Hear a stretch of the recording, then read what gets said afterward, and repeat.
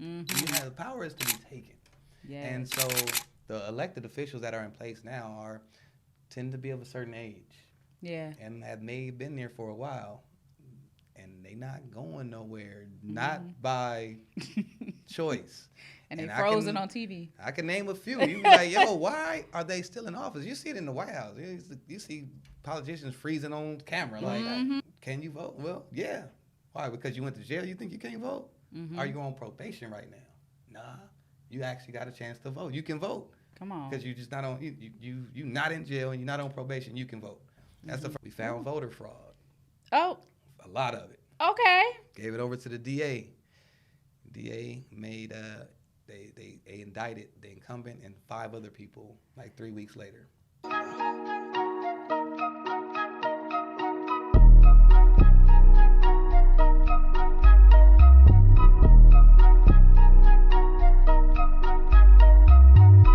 Welcome to Keys to the Culture podcast. It's your hostess with the mostest, Maisha, and this is a place where we celebrate creatives, entrepreneurs, innovators who shape the culture around us and give relevance to the creator economy, one post at a time. So in other words, we're rooting for everybody black.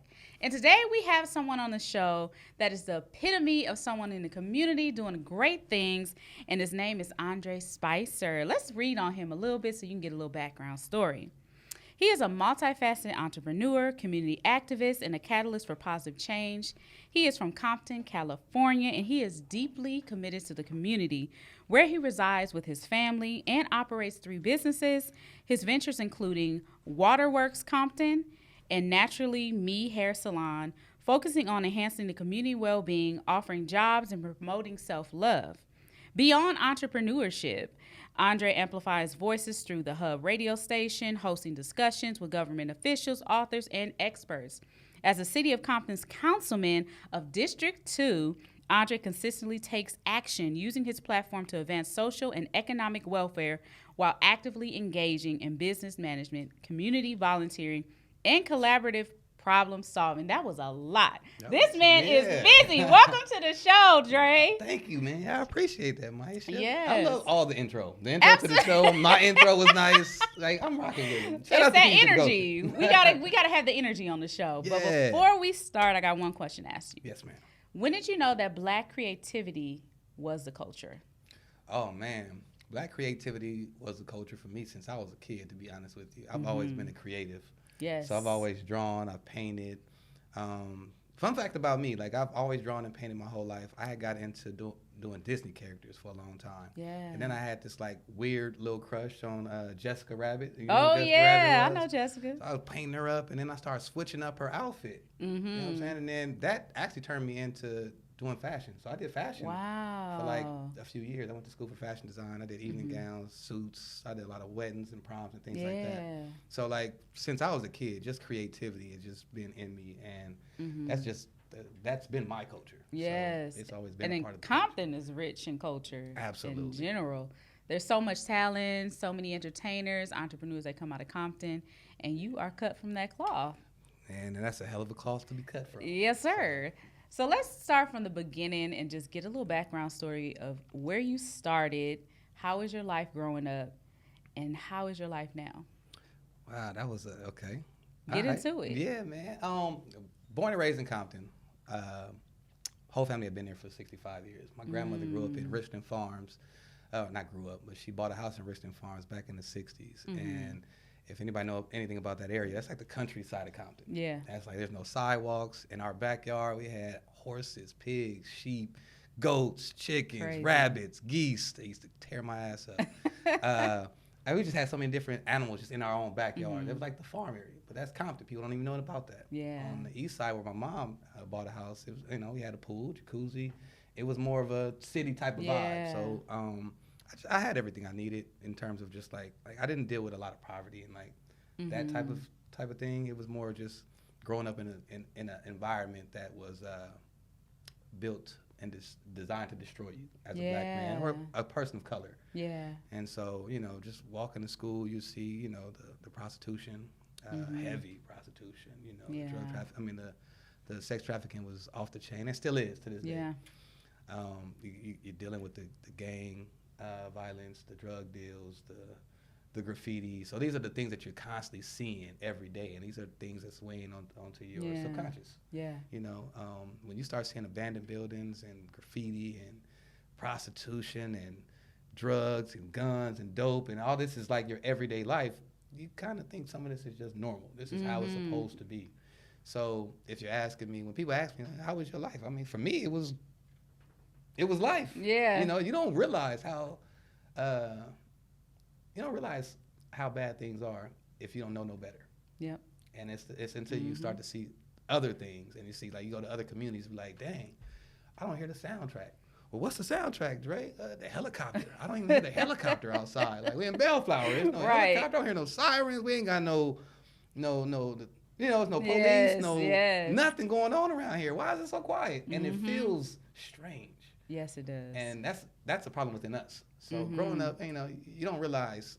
I don't have a sad story. Oh, woe was me. It was so bad. Yeah. Blah blah blah. We all grew up in Compton. We all in the same tax bracket. We all dealt with some of the same issues. Yeah, definitely. So my childhood was normal. It was regular. I enjoyed it. I had everything that I needed. I love it. And yeah.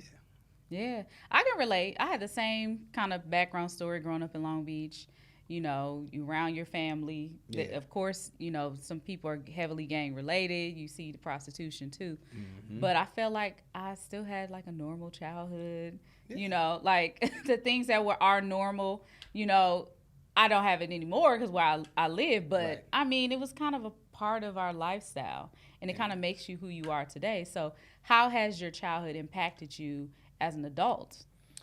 The way that my childhood impacted me as an adult is just, again, seeing those issues and then realizing later where some of your issues stem from is sometimes just a result of the things that you've been through, the trauma that you've experienced, seeing people get shot, seeing some of these different things happen. It's affected you. And it's like, how do you respond to it? And so that's when I started to kind of like get more into like, why is Compton like this? Why is the hood like this? Why are we seeing these same cycles happen? Yep. And I started getting more into it that way. And so I started looking into, the numbers in the demographics, who's here in Compton, what's City Hall looking like? And, after some of my research, I realized everything that we're dealing with in the streets is a direct result of what's happening in City Hall, at least in Compton. I can't say that about everywhere, but in Compton, that's what it was. So if we gang banging in the streets, rest assured they gang banging in City Hall. Believe that. Like, seriously, it's like red and blues. It's like them and those. Like, it's them versus us. It's, and it carries down. Yeah. And you don't realize that until you actually get in there and you see what's happening. Wow. Like, oh man, it's like y'all worse than us. So. Hey, it's your girl Maisha from Keys to the Culture podcast. Are you a creative building a brand and want to take your business to the next level? Then listen up, because I got some exciting news for you. One of the fastest ways to reach your target audience is to promote on Keys to the Culture podcast.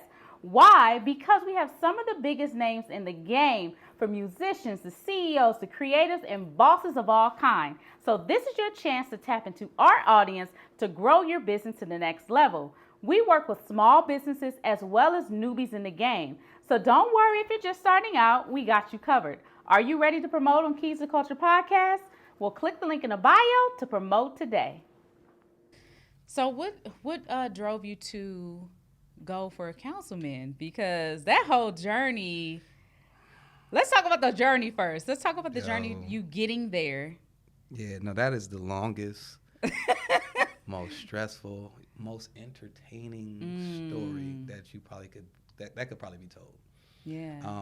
I started the Hub Radio about 15 years ago, and it was mainly just and this is right when podcasts, like, it wasn't even such thing as a name podcast. It was internet radio. Yeah. So we were like the first ones, like, for me, in my area, my demographic, we were the first ones to actually do radio on the internet.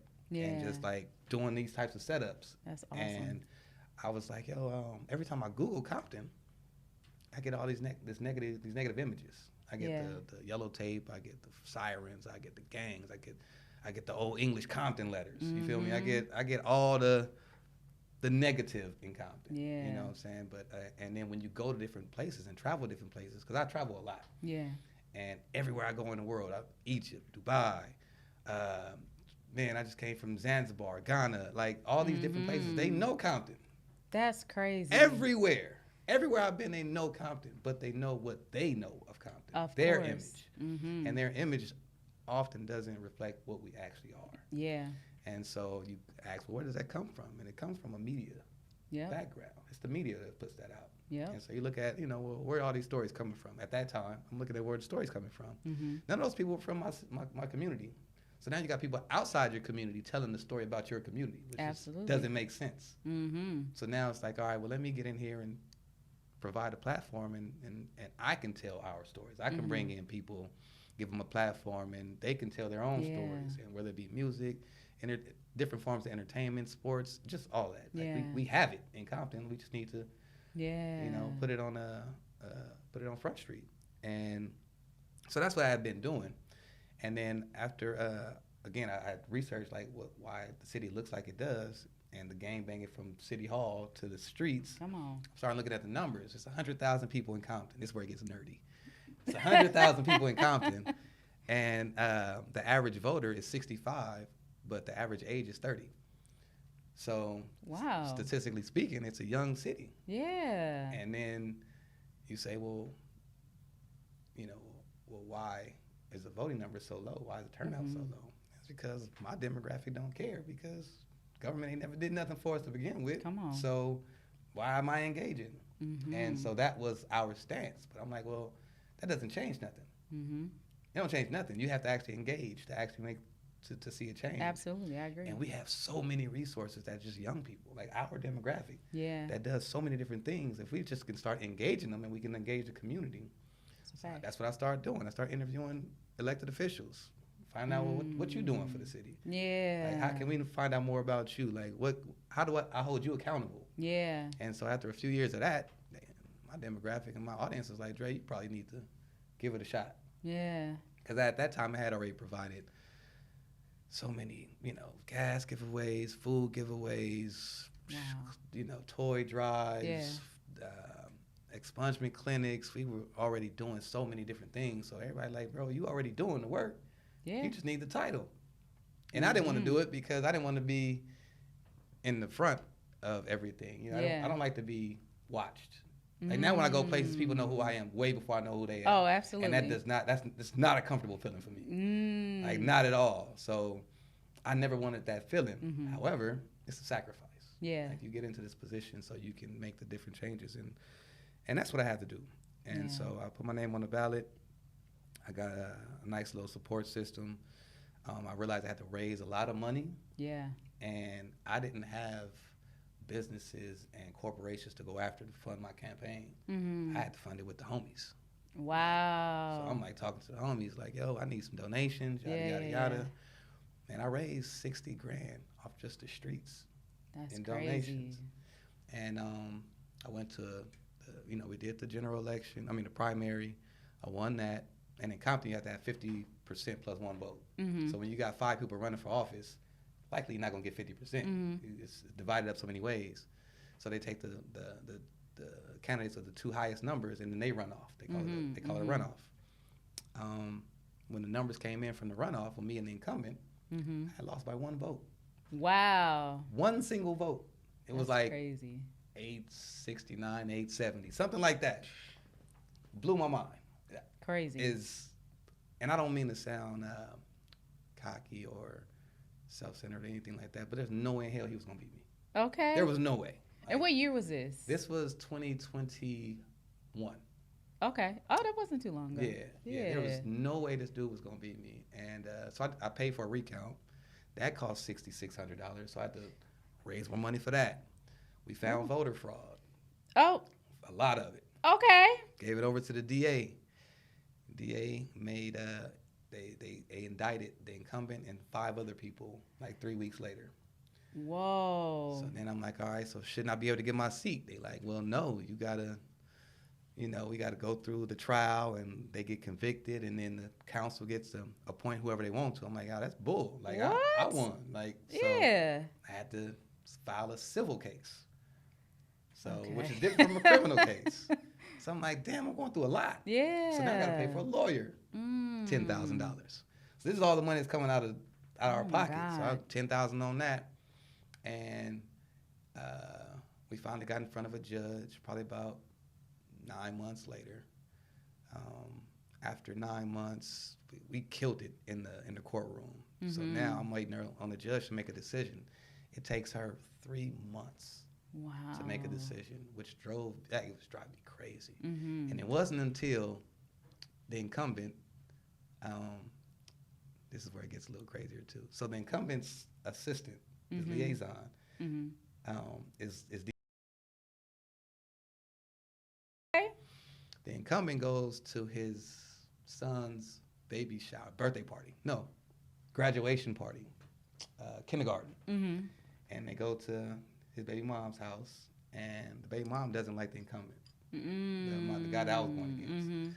So they beat him up bad at the baby shower, like at the birthday, like beat him up bad, so bad. And this is where I don't know this part how this part played out, but I'm killing his brother-in-law. Wait a minute. The next day, I got appointed to my seat. So I'm telling you, if I was to sit here and lay all this stuff out, y'all be like, yo, this is a movie. What? This is a movie, bro. And it's, I mean, all this is fact. You can look it all up. It's all, like, it's news stories. It's what all is this going is public on? record. But that's all that surrounded your campaign. My campaign and being appointed. And so it made for a great story, but it's a lot of work. Yeah. So you was facing a lot I was facing a lot. And I was not losing. And it was all or nothing for me. You know, it was all or nothing for me. Wow. So usually with how this work, if it wasn't all of that going on, how is the steps to getting in office? Like, what are some steps, just in case somebody is interested in doing that? Honestly, getting in office, the steps are easy, which is, it's very simple. You're 18 and older, you live in the city, U.S. citizen, you can run. Yeah. Now the running part, like you put your name on the ballot, you go through the process of filling out, the paperwork to get your name on the ballot. Now you got to pay X amount of dollars for every different thing. You got to raise a lot of money. Yeah. Like, it's not cheap to run a campaign. Postage costs the most. Mailing out letters, postcards, all that, that costs the most. But then after you have to campaign, you got to find your demographic. Yeah. Find the demographics of your community. What are your demographics? My demographics is 79% Latino. And I went against the first Latino ever elected in Compton. That's crazy. So I had to turn the Latino support over to me, and not because I'm black, but just because I'm a better candidate. Right. So now I got to get people outside of, look, it's not a black and Latino thing. It's like, who brings value and change to your community? Yeah. And I already did the work, so you can't argue with me. My resume speaks for itself. Period.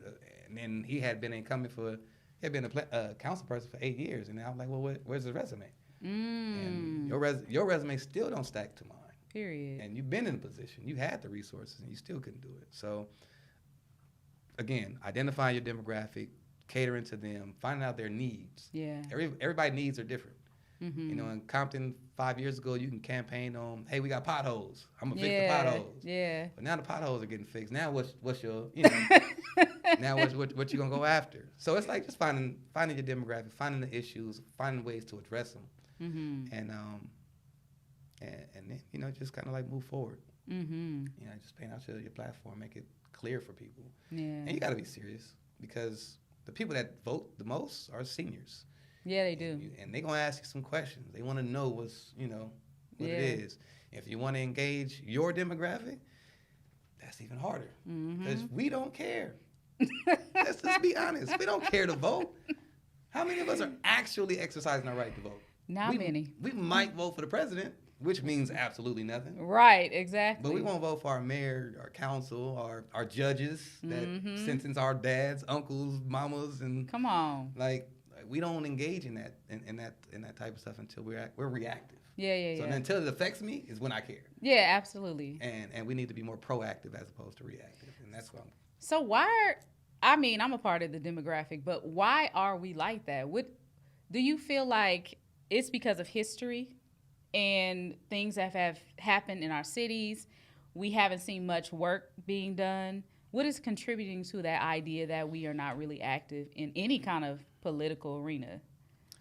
I think there's think there's different layers to it. Yeah. So one, they never want us to vote to begin with. All right. Now, if I don't want you to vote, how do I disengage you in voting? Yeah. I don't address your concerns. Yes. So now, if I don't address your concerns and I start throwing your kids in jail and robbing them of their right to actually vote, then I can turn you off to voting. Period. Now you're like, this don't even matter. Your grandma took a couple dog bites to vote. Come on. But now you know, a couple generations later, you like, y'all ain't gonna do nothing anyway. And over time, you've been able to show that. Yeah. So now we're in the place where it ain't gonna work anyway, right? So we've completely taken ourselves out the game. Yeah. And how do you change that? Well, somebody has to say, you know what, it's important to sacrifice my time and effort to show we can do some things. So now if I'm busting my ass to get in office, and now I finally get here, and now I got to engage you because I need y'all to find out, to even care what's going on. Well, why don't you care what's going on? Well, you working 40 hours a week. You got a baby, 2-3 babies. You got a baby mama, baby daddy, a girlfriend, a wife. Yep. You got school. You got all this different stuff, and now we want you to break down our bull that we got going on in City Hall. Like, that don't even work. You don't have the time. It's only 24 hours in a day. That's a fact. So you have to, and then again, like addressing their concerns, their issues. My guys, they can't vote, or at least they feel like they can't vote. Yeah. So let's talk about that. Can you vote? Well, yeah. Why? Because you went to jail, you think you can't vote? Are you on probation right now? Nah. You actually got a chance to vote. You can vote. Come on. Because you just not on, you not in jail and you're not on probation, you can vote. That's the first thing we talk about. Second thing is what you need to get your life right. Like, oh, you know, man, my record messed up. I can't even get a job. Bet. Expungement clinics. Come on. So now we get the expungement clinics. Now I got you engaged because now I'm tapping into your actual life. Yeah. So now I can help you get your record expunged. And while we're getting your record expunged, if you go to the next booth over, they're actually hiring for second chance people. So now I got like 20 employers in the room that's like, oh, we ain't worried about your background, bro. Come on over here. So now you're getting benefits. Now you got your kids getting dental. You got health. You got vision. You got a full paycheck. Yeah. Now you're not as interested in messing off your time now. Come on. Because you don't really want your kids to have to go back to county hospital. Yeah. That's not, you changed up a little bit. You've gotten used to this lifestyle. Yep. And so you don't want to go back. So the things that appeal to you before don't appeal to you now. Wow. And it's the same thing with you have to address all the concerns we have. We have a homeless problem. Yes. Okay, well, they say, well, address the homeless. Well, who's the homeless? You got people that just been released from jail. You got foster youth, which to me is the most important. People that was 17 years old. Now they're 18 and you ain't getting paid to keep them there. So now they out. Come on. And they the most able, willing. They got all the energy. They gonna either make it do what it do, or it's gonna be a problem. Yep. You got drug addicts, homeless. You got mental health crisis. Those are homeless people. Yes. So you can't say I want to address homeless without addressing each demographic in homelessness. Yeah. So once you start addressing these things, you start to clean up your community. Now you got more people saying, you know what, Dre is actually getting some stuff done. Yeah. He said he running for mayor? All right, bet. This is what we doing then. Yes. And I get my people, because I know a lot of people in the community. Y'all all doing something. Yeah. And everybody want to do something in Compton. They can't do something in Compton.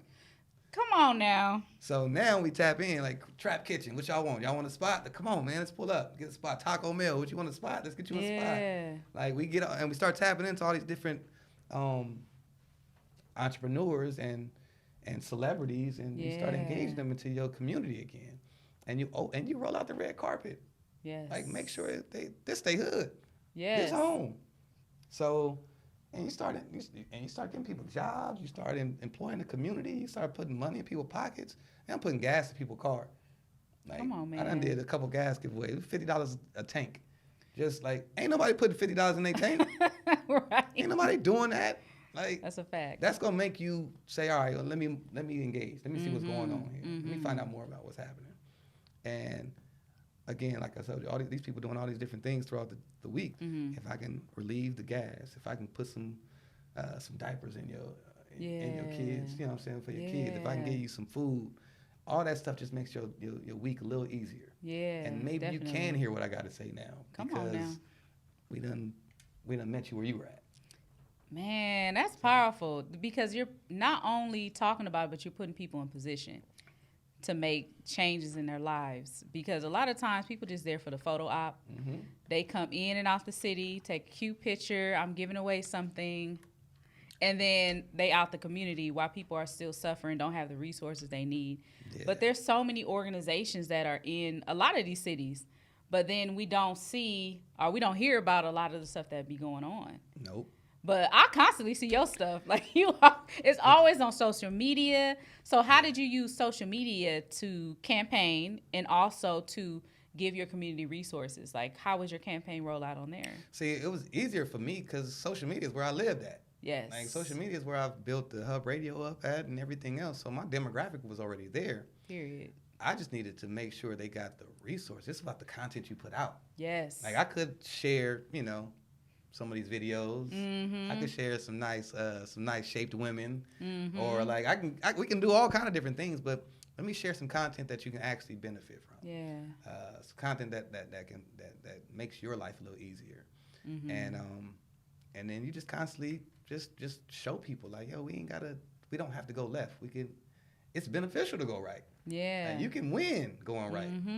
And so it was easy for me to get my demographic engaged via social media. Now, the actual voters was different. Yeah. Because voters was, again, 65 plus. I got to go knock on their doors. That was different. I got to sit in there with grandma at the living room table like, yo. Yes. But, it's really just the content you put out, letting people know that you actually care. Yeah. And then once you start showing up for people's kids, you got people's attention. Period. Now, you got their attention. Like, I showed up for your kid, bro. That's different. Like, that's way different. Yeah. So we can get people more engaged once you tap into what they actually need. Yeah. You gotta know what they need. That's a fact. Yeah, and a lot of people don't know what they need. They know what has worked up until this point. Yeah. But there's the world is constantly changing. Every day it's changing. Yes. And some politicians are politicians. Like, this is we're repetitive. Some people are repetitive. That's how I agree. This is what worked last year. Me, I'm looking like, all right, that worked last year, but in a perfect world, we've gotten our community in a different position for this year, so that we need to address something else. But if I'm still addressing the same thing we did last year, if I'm still addressing potholes, I'm stuck in that space. It's like, all right, not the potholes. That's all we talked about for the last 5 years. Anybody know Compton? Man, Long Beach too. The potholes. Oh, y'all got a lot of potholes? Yeah. LBC? Y'all know about them damn potholes, but I'll be quiet. So even with the youth in Compton, what are some things that the youth can do to get involved and even help in their community, and then really focusing on entrepreneurship, because I want to segue into that as well. Like, what can the youth do to make their dreams a reality, get involved in their community now that you're connected to? Yeah, I think the way that the youth can get more involved, or it's just really communicating. Letting us know what you want. Yeah. What is it? Like, demand the things that you want. Demand your elected officials to address your concerns. Yeah. And then also at the same time, what makes you valued, or your opinion valued to said politician, is the fact that you vote. If you don't vote, trust me, they don't care what you got to say. They don't. Yeah. They do not care. Yeah. So if you're not exercising your right to vote, don't even bother. Yeah. And they make decisions for you. And they will make the decision for you. And so, it's really just getting to the youth is probably been the biggest task. But once you actually accomplish it, again, once you actually address those concerns, you got them. Yeah. Like, right now, I'm working with some skaters at the park. They ain't never dealt with no politician. They just wanted to do some skating parties and some skate stuff. And, they had some resources. And all I had to do was say, okay. Right. Like, that's it. That's all I had to do. And, they like, yo, Councilman Spicer or Dre, like, you cool, whoop-de-whoop-de-whoop. Like, they're engaged now. I'm like, yo, I need this, I need that. They own it. Yes. Like, but it's the relationship. Everything is about relationships. I agree. Everything is about communication. So I have to show a demographic that don't even vote that I care about them. And now they care about what I'm talking about. Yeah. But if I can engage them, I got everything. That's because the other ones that's not voting. That's a fact. And if our demographic is 30 years old, and I got all the 30-year-olds, I think I got this in the bag. And you doing that too, because I see you working with a lot of different organizations in the city. And shout out to Christy, Children Striving Together. Yep. Shout out and to she's doing a lot of CST. stuff with the youth. I want to segue to entrepreneurship because you know you have a lot of stuff going for yourself. So, what was you always an entrepreneur? Was that something always in you as a kid, or was that something you just felt that was needed in your life as you got older? Because you know multiple streams of income is the way. Well, it depends on how do you define an entrepreneur. But you know that's a new word. No, I've always had my own business to some degree. It has not always been the right business. Again, I grew up right here in the hood. Yeah. So I've had businesses before I had businesses. And those businesses I've always engaged in that. And I think it was just because I didn't want to work for no one. Hello. I didn't want to work for no one. I was a creative, and I just wanted to do my own thing. I don't think that it was. I don't think that my schooling or background prepared me to be an entrepreneur. I don't think that we give kids, or they didn't give me the tools I needed to become an entrepreneur. I had to figure it out on my own. Yeah. So there's a lot of bumps and bruises that come along with that, a lot of trials and tribulations that come along with that. Going like now, there's so many careers that I think that we need to start addressing. Podcasting is a career. You're not gonna catch that in college. Can't take a college necessarily take a college course for it. You know what I'm saying? There's blogging that's a actual career nowadays. Yes, it is. There's so many new careers that we can just say, hey, like let's start engaging our youth in what these new careers are. Yeah. Because they're not going nowhere. That's a fact. Yeah, the internet changed everything. Like it's gonna age me. I was in high school, and they were teaching us how to create websites. At this time, we didn't know what www even stood for. They were teaching us what that stood for. Yes. Like they were teaching us, like, this is gonna be the future. Like they gonna have this thing called email, and it's gonna be all this stuff. Like I'm sitting there like, yo, bro, this sounds crazy. Like I don't want to. Like, are we really wasting our time doing this? Yeah. And I never took it serious. But they were teaching me how to create websites. Yes. 10 years later, I have an internet radio station. Come on. Like it's like if I would have just engaged, I could have been ahead of the curve. Ooh, me too. So, but right? Yeah. But there was no one that could reach me at that age to tell me, this is where we're going. Yeah, exactly. And if there was somebody like me to engage with me, I probably would have paid more attention. But it was the teachers, principals, your friends' dads, just people that you didn't necessarily relate to. So you almost didn't hear what they had to say, and you missed a lot of opportunities by that. So that's a fact. We just have to figure out ways to communicate with our youth. Yeah. But in terms of like entrepreneurship, I think it's important to understand the business first that you want to be in. A lot of us don't want to work for people. That's why we become entrepreneurs. Absolutely. A lot of barbers don't want to work for nobody or don't want to be someone else's shop because they want to do their own thing. That's a fact. And so they don't necessarily have customer service. Say it again. It's the reason why I got locks. I'm like, bro, what's up, man? Waiting 6 hours for a haircut's ridiculous. That's a but fact. after you have your quota, for some people, after you have your quota, how many people it takes to pay your rent and all your bills, you ain't tripping. Yep. That's not entrepreneurship. Nope. That's like I'm a small business owner. Say it again. Yeah. Say it again. And respect to that. If that's what you are, you're not. Yes. You can be a small business owner. I have a water store. I don't want to be in there every day selling you water.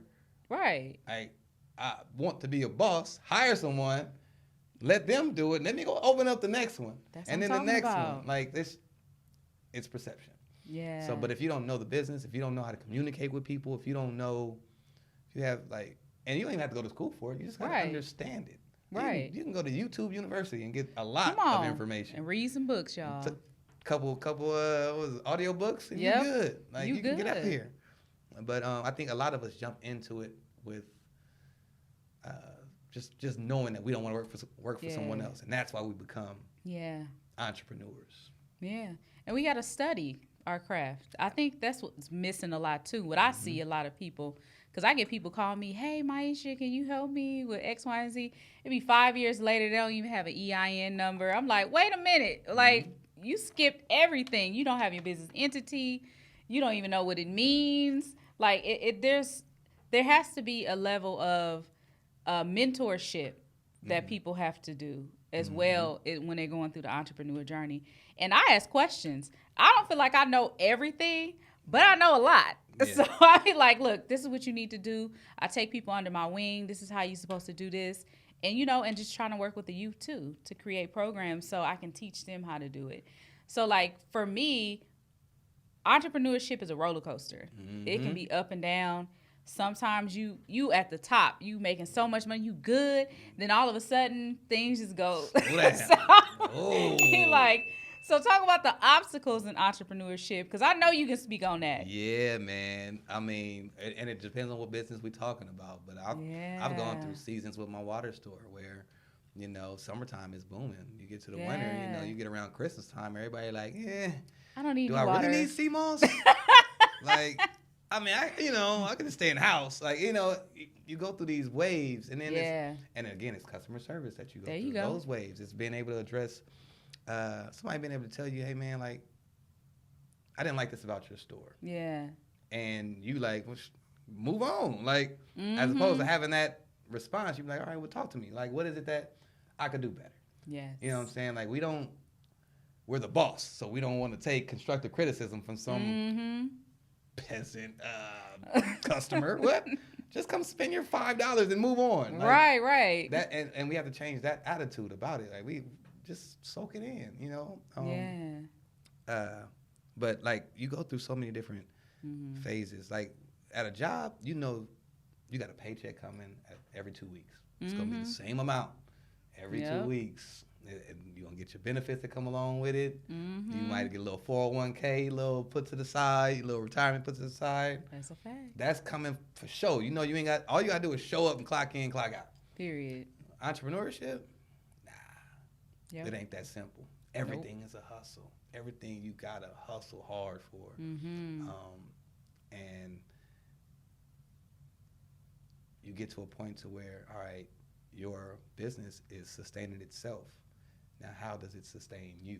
Yeah. It's the growth, constantly growing in your business, like figuring out ways that you make your business better. Dealing with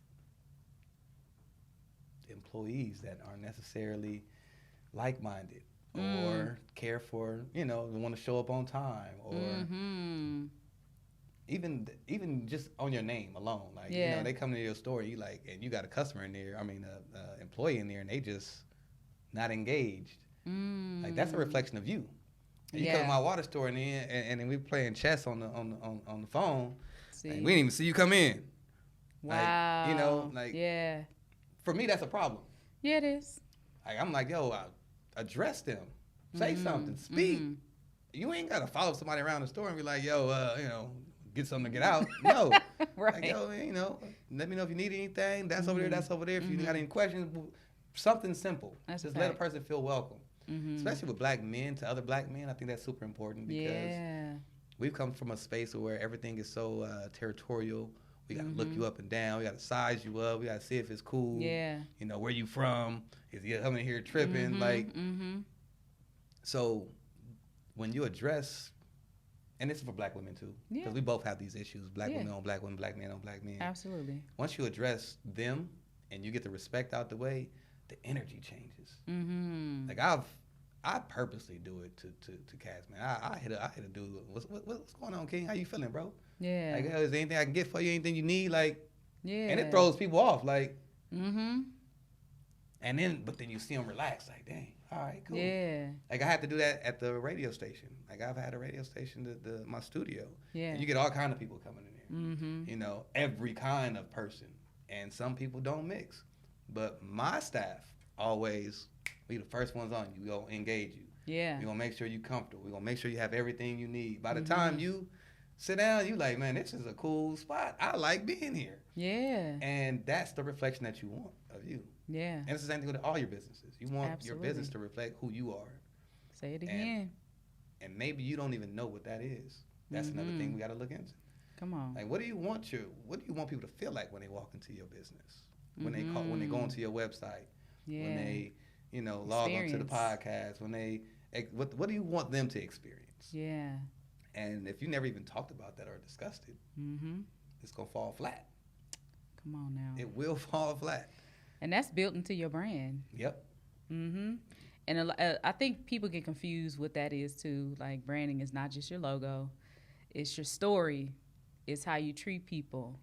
It's the story and how you base your business, what your foundation is, how you're going to treat your customers. And that's what customer service come in. And a lot of Black small businesses, I love us for real. But when I be going to some small businesses, you go into places, the customer service ain't there. Like, they're not communicating with you. They don't check up on you. It's like we have to get back to just the foundation of what you need to do to make sure these customers going to come back, and they tell other people to come back to your establishment. Yeah. I've had several issues at my store. Like, if I couldn't get there on time and we didn't open on time, like, customers was pissed. Yeah. Like, some didn't come back because we was late opening up. It's like I went through that. Like, I've had those experiences. Like, man, y'all don't never be open on time. Or I came with my lunch break and y'all was closed. Like, that was my 30 minutes. Like, you know what I'm saying? Like, I'm pissed. Like, I'm not coming back. But, yeah, so, it's just, again, having the customer service, just crossing your T's and dotting your I's, like really being that full service business and not just saying, hey, I'm a creative and I really just want to make shoes. I just really want to design shoes. So, I designed them. They over here. You can pick them up if you want to. Yeah. Like, it's just, you want to engage your demographic. So what do you see what's going to be the next wave of, like, black creativity? Ooh, that's a good question. Black creativity. Because we, like I say in the opening, we are the culture. So everything we do, we put it out into this world, and it becomes like this phenomenon, this trend, this culture-changing moment, idea. So what is the next wave of Black creativity? That's a tough one. I definitely think it's going to be something in the tech world. Yes. My boy right now, he does. How do I explain this? Because he's really into these tech things. So he's creating like virtual spaces and rooms, and that's what I love. He created a virtual office. Really? And he had us walking through the office, and you can go communicate with people. Like, you'll be in the podcast. You'll be at home, but like you're in this studio, and like, I can walk into the studio virtually, and we could have done this virtually. And it's like he has this whole. Man, my dog is so dope. What's the name of his? Is it 89? That's messed up. Now I can't even think of the name. His company. We gonna figure it out, y'all. I'm gonna get it. Man. But yeah, he's doing some pretty dope things. I think it's definitely gonna be in the tech field. Definitely. I think that we are definitely getting into that space, and we're making it our own. Yeah. So like, when spaces or industries are brought to the table, or they finally come to our space, we make them different.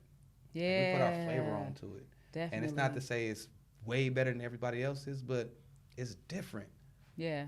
Case in point, Black people tacos. It's tacos, but we do them different, right? Like, we fry the shells. We got cheese in that thing. You might put some ketchup. You got cabbage. You did your thing to it. It's not like the street tacos where you get like the tortilla and the meat and the lime. Yep. And the cilantro. Like, you like, that's cool. But we just have our own. We got our own creativity. So once you let us in a space, or once we get into a space, it is definitely our space. And then everybody's going to follow that trend. Yep. Everybody's going to follow that trend. So it's for me, for sure, it's going to be in the tech field. I agree. I think that's where it's at. Yeah. I mean, I'm already in tech. So, Yeah. like, for me, just being in the startup space, it's a journey doing that, too. That's a whole nother side of entrepreneurship that a lot of us need to get involved in. Just the startup space, period, when it comes to technology, building an app, you build a new product. Like, there's so much money in that, too. Like, financially, y'all playing. Yeah. You can make $250K in some of these roles depending on what you're going for. Yeah. Like, you can create the prompts for, like, chat GPT kind of platforms. They're making over $200K just on that. Cybersecurity is making a lot of money. Cybersecurity, like $250, $150. It depends on the company you're working for. You're working for Google, working for Microsoft, building your own brands. And that's another thing we have to do. We have to start taking ownership. And not just, it's great to have a good contract with some of these great companies and learn from them. But take what you know, be a sponge, and then be able to create jobs, create your own companies, and be able to change the game for a lot of people, because a lot of people going to eat off of technology. That's where it's at. That's where everything is going. I'm thinking, if you just look at it, look at the trend. Yeah. What the internet came out in early 90s? Yeah. From that point on, the world has literally been leveling up. Yep. And you see technology constantly moving. If you had a iPod right now, you would look ancient. Right. An iPod. Do you know how revolutionary the iPod was? It was. I had a Discman with a CD book this big. Yep. With about 100 pages of CDs and cases. Yep. That all changed with this one. It killed the whole industry. Everything. But we saw that in our lifetime. We did. We saw tapes. We saw records. We saw VCRs. We even saw DVDs. iPods. Like, we've seen all these transitions. The technology is moving at a pace that you cannot keep up with. Our phone is everything. Everything's on the internet. Now we watch TV on the internet. We listen to the radio on the internet. Yep. You know, everything. The whole experience is online. You can't have a business without a website or email address. Yes. This is all internet stuff. This is all the things that the internet has brought to our lives. Yeah. And so, it's definitely going to be in tech. Yeah. It's crazy how, like, even during the pandemic, we looked at so many businesses that closed down or people was struggling. But one thing that was consistent, food, right? Yep. Food didn't change. The internet. We utilize online platforms to have meetings. They ain't changed. We changed the whole work industry. We put everybody. Some people never even went home, but went back to work. Right? The remote, like, work now is everything. And everybody loves it because you realize you can do your job and still have work-life balance, if they like to say that. Yep. But you can still enjoy your time. You can still cook at home, be with your family, low-key run errands and come back and do your job. Now, the employers don't care about that. Yeah. They're looking at it like, we was spending $50,000 a month on this office space that we don't have to now. Overhead. Like, just the overhead alone. Like, internet did that. Yeah. Pandemic did it, but the internet made it possible. Absolutely. So, like, we need to focus around just building around the internet. Yeah. Because that's changing the world. Is there any tech, like, things going on in Compton? It's a lot of tech going on in Compton, man. Compton Unified is doing a lot of different things in tech. They're doing robotics. That's dope. Yeah, they're doing a lot of different things in tech. I'm not on the school board, so Compton Unified and the city is two totally different entities. Yeah. So, but yeah. Okay. So we really gonna make sure that we get a lot of the kids involved in that entrepreneurship, technology. You know, getting involved in your politics, making sure we electing your government officials, your city officials, because it's really important on the city. And being a part of that change. Yes, exactly. That's the thing too. Like the kids need to know that they can be a part of that change. Yes. It's not like, don't put all up on me. You got some ideas, bring that to the table, and let's figure out how we can get it done. Have open conversations. Yeah. So and then you get that from the youth. Like, the youth is going to lead us. They are. We got to stop eating our young. See, say that again. Yeah, we be eating our young. Let's go into that a little bit. Now, what do you mean by that? Bro. Let's elaborate. So, I'm going to go with where I'm at now in politics. Power is never taken. I'm sorry, it's never given. Mm-hmm. No one's gonna be like, yo, Maisha, Mm-hmm. you want a shot of this power? I mean, just take the whole thing. Right. No one's doing that. Mm-hmm. You have the power is to be taken. Yes. And so the elected officials that are in place now tend to be of a certain age. Yeah. And have been there for a while. And they not going nowhere, not by choice. And they frozen on TV. I can name a few. You be like, yo, why are they still in office? You see it in the White House. You see politicians freezing on camera. Like, I didn't even. Yeah, they checking out. They checking out. So you just. Yeah, I'm getting off to something else, man. I done lost my whole. I ain't lost the question and everything, right? It's all good. Yeah, it just. What was the question? It threw me off. Like I'm sitting here, like, because I'm sitting there going through it, like, dang, the transition of power is hard in any place because nobody wants to give that. No one wants to give up the power, so you got to engage and take it. And when older people that aren't ready to transition see younger people coming up, they figure out ways to cut them down. And then use their resources to stop them from doing whatever it is that they're doing. Yeah, that's honestly how I got it. Like that's what made me run. Yeah, like I was doing my events all the time in Compton, and 2 politicians was like, "We're not letting him do nothing else." Wow. And so I made it my goal to get both of them out of office, which I did. We got one of them out of office, and later I got the other one out of office. So like that's what I wanted to do because they purposely trying to stop what I'm doing. That's an example of eating your young. Yeah. We do it in every world there's power in. Yeah. Like if there's power, we don't want nobody to take it. That's a fact. And your little young ass coming up here trying to do X, Y, and Z, we gonna get rid of that. We don't need that. Yep. They're a little too forward thinking. They're a little too aggressive. They're a little too like. I hear all that stuff. Yeah, I've heard it too. Like, yeah, your ideas are great, but that's risky, or that's this, or that's that. Like, people be scared to do something different. But the youth take risks. Yes, and you have to take risks. You have to. I do it all the time. I'm like, I'm about to do this. Why not? I'm a risk no taker. Fear of flying at all. I'm a risk taker. Yes. You can't fly if you're afraid of heights. That's a fact. Like. You got to get out here and do that. That's a fact. Youth, we ain't playing with y'all. We going to have some things coming. For real. But what is some advice you would give the youth of today? Advice that I would give the youth today. One, communication is everything. And I say that from a relationship standpoint, from a business standpoint, even from just a family standpoint. Like we let a lot of trauma and drama come into our lives just because we don't know how to communicate properly. Yeah, we can alleviate a lot of that if we just communicate it, and it takes off so much pressure off your plate. Like it relieves so much space in your brain to even think of something else, to not deal with your everyday struggles and pressures. Yeah. Being true to who you are.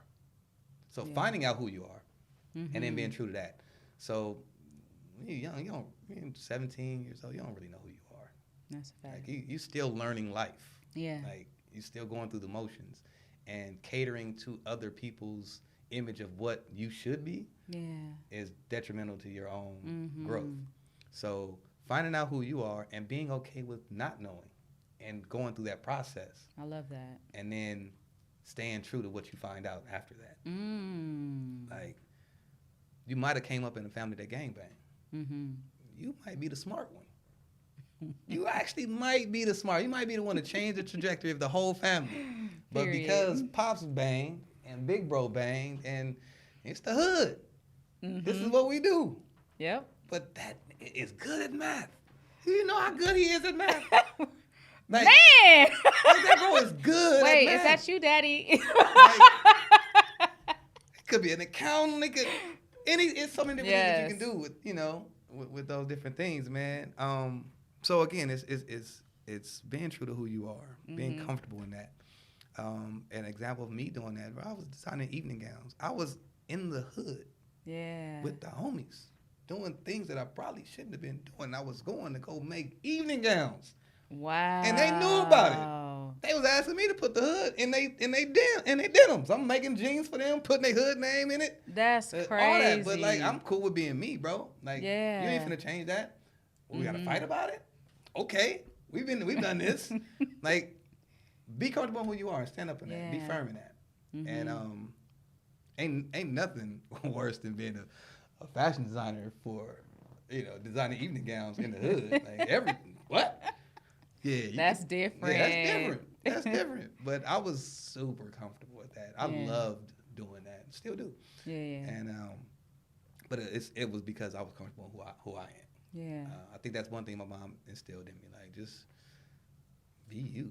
Don't follow nobody's trend. Don't follow nobody. Be who you are and stick with that. So those would be my advice to the youth, man. Find out who you are. Stay true to that. Communicate. Yeah. And don't be afraid of therapy. There you go. Like, we have been traumatized. The hood has compound trauma.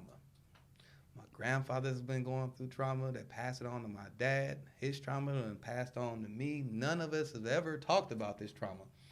Oof. And now I'm set to deal with everybody's trauma. It's the compound trauma. Yeah. And now some things I have insecurities, and some things make me uncomfortable because whatever reason, you know what I'm saying? Like, oh man, my dad was touching us. Now you can't be around other men of a certain age because that triggers you. Yeah. So yeah, I don't want to get too far off Wow. from that, but yeah, we have compound trauma in our communities, and we act like going to see a therapist is something white people do. Yeah, I've said this multiple times. I went to therapy in secret by myself, didn't tell nobody about it, and it literally changed my life. Yeah. And I tell people all the time, go to therapy or find your therapy, because sitting in front of somebody doesn't work for everybody, but find your therapy. It could be working out. It could be going to breath work classes. It could be dance, find your therapy and talk to people. Find that one person that you can talk to that you can be open and honest and be yourself with and express yourself, and everything will be fine. Trust me. Yeah. Absolutely. I 100% stand behind that. Yeah. Like, I know too many people that saw too many different things and just never was the same. Yeah. Like, me too. Yeah. And it's rough because there is no result. There's no answer for it. Like, if you don't start to treat yourself, then it's like you're only going to make it worse. You're only going to grow worse. So where you see yourself going? Like, what's the end goal there? Yeah. I even talked to the homies in the hood, like, yo, y'all gangbanging. I get it. Everybody's shooting up stuff. Who's going to win? Who wins? How do you win? It's been going on for 30 years. How you win? Just tell me how we win so we can so we can fast forward to that part. Listen. And nobody has answers to, there is no win here. There you go. And they know it. So now it's like, all right, well, how do we address getting you out of that? Yeah. But the culture, our background, our daddy did it. Our brother did it. This man then spoke a whole word today. I'm going to let that one sit. But it's been a pleasure having you on the show. Like, this is a great conversation. I would love to have more conversations. Yeah, tell the people. Done already? Shoot, I was ready to go. Listen. So give people your information, where they can find you, any websites, your ads, and everything. Yeah. So on social media, I'm Andre Spicer. Just Andre Spicer. You can find that anywhere. There is 2 Andre Spicers in Compton, which threw me off too. Really? Yeah. He's the other Andre Spicer is the superintendent of LA Unified School District. I got so many congratulations from his promotion. I'm like, bro, that's not me. But yeah, Andre Spicer, Hub City Dre. On social media. My website is Spicer for Mayor. Yes. I think that should be ready in another couple weeks, hopefully. So when we running for mayor? It's 2026. That's what I'm doing. Yes. 2026, man. We running for mayor. and it's all or nothing for me for that. So I don't get to go back to my District 2 seat if I don't make it. Mm-hmm. It's all or nothing, and we putting all our chips up. I love it. I got one of the best, hugest supporters from Compton, man. So I'm confident in that, man. Beautiful. I think we're gonna do some major things, man. So yeah, we got some plans. We putting some stuff together. So we in your corner. Yeah, I need that. Yeah, we're going to be pushing that. I need that. We're going to be all in the videos. Making sure this man get in like you're super dope. Thank you so much for being here. If y'all want to follow Keys to the Culture Podcast at Keys to the Culture Podcast on all social media, go to our website, keystotheculturepodcast.com. If you want to follow me because I'm cute, at I am Maisha on all social media. Thank you so much for joining us today, and I'll see